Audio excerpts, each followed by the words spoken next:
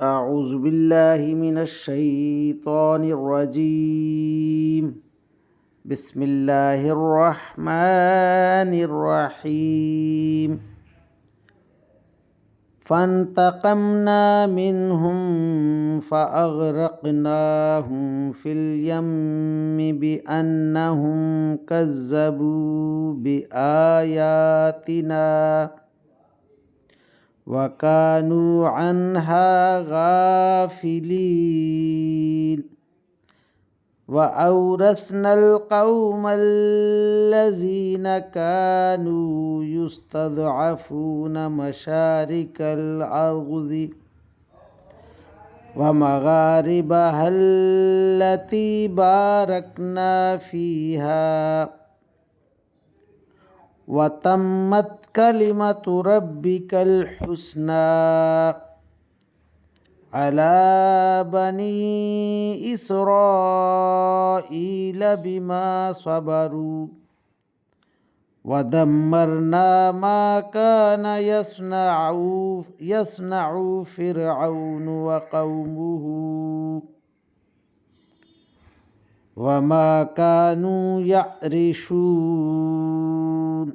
آمنت باللہ صدق اللہ مولانا العظیم وصدق رسولہ النبی الکریم ونحن على ذلك من الشاہدین والشاکرین والحمد للہ رب العالمین.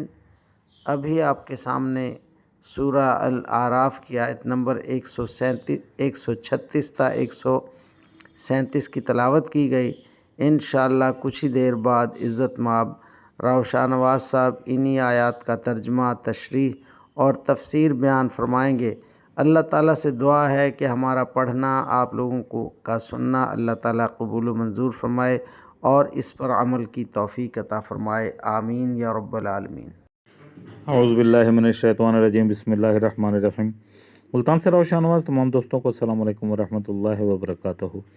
دوستان گرامی، آپ کے سامنے سورہ اعراف کی آیت نمبر 136 اور 137 کی تلاوت کی گئی. اب انہی آیات کریمہ کی آسان تشریح ترجمہ مفتی تقی عثمانی کا لکھا ہوا اور تفسیر ابن کثیر سے حاضر خدمت ہے. اللہ تعالیٰ قرآن پاک میں ارشاد فرما رہا ہے. حضرت موسیٰ علیہ السلام کا تذکرہ چل رہا ہے.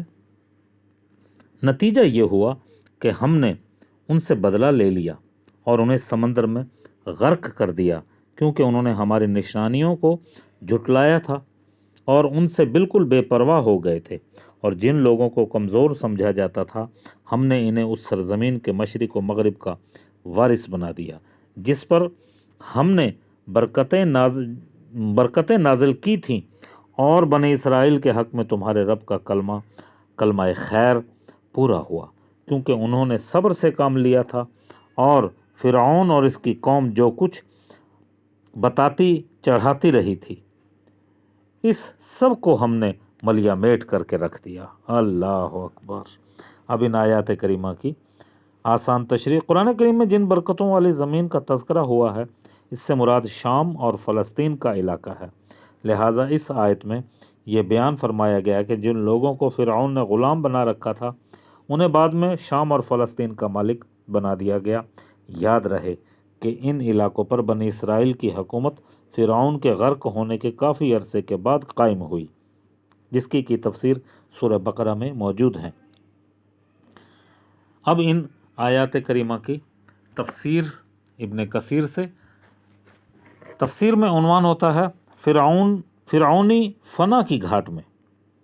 قوم فرعون کو باوجود دقیقہ متواتر نشانیاں بتائی گئیں اور یکے بعد دیگرے انہیں کئی عذاب دیے گئے، لیکن ان کی سرکشی دور نہ ہوئی تو انہیں دریا میں ڈبو دیا گیا، جس میں حضرت موسیٰ علیہ السلام کے لیے راستہ بنا دیا گیا اور وہ اس میں اترے اور اس کو پار کر گئے. اللہ اکبر، اللہ اکبر.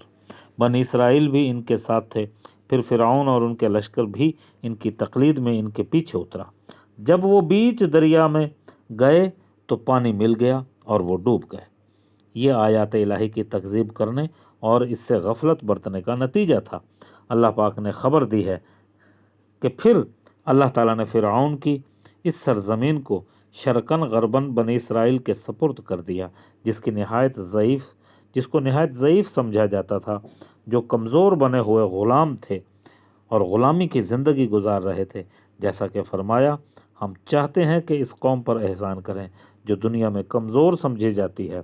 हम उनको बादशाह और सरदार बनाना चाहते हैं, इन्हें अपनी ज़मीन का वारिस और कादिर करार देंगे। और जिस आज़ाब से फ़िरऔन और हामान और कौम फ़िरऔन को अंदेशा था, वही उन पर अज़ाब नाजिल करेंगे। अल्लाह अकबर। और फरमाया कि वो कैसे कैसे बागात, खेतियाँ, बेहतरीन मकामात छोड़कर तबाह हो गए, जिसमें वो बड़े मज़े से गुजार रहे थे। अगर हम चाहते हैं तो इसी तरह किसी दूसरी कौम को सरदार और बादशाह बना देते हैं। हसन बसरी रहमतुल्लाह अलैह और हज़रत फ़तादा रज़ी अल्लाह ताला अन्हु शरकन गरबन से मुराद मुल्क शाम लेते हैं। अल्लाह ताला की मुबारक बात बने इसराइल के हक़ में पूरी हुई, क्योंकि उन्होंने मुसीबतों पर सब्र किया था। बनी इसराइल की जहालत पर मबनी मुतालबा, बनी इसराइल के जाहिल लोगों का मुतालबा बयान किया जा रहा है। मूसा अलैहिस्सलाम ने जब दरिया को पार कर लिया और अल्लाह ताला की ये अजीम निशानी देख चुके, तो इनका गुज़र एक ऐसी कौम पर से हुआ जो बुतों को ले बैठी थी। बाज़ मुफस्सिरीन कहते हैं कि वो कनानी थे या कबीला खम के मालिक थे। गाय के जैसे जानवर को बुत बना रखा था, इसलिए बाद में इसी के मुतशाबे एक गौशाला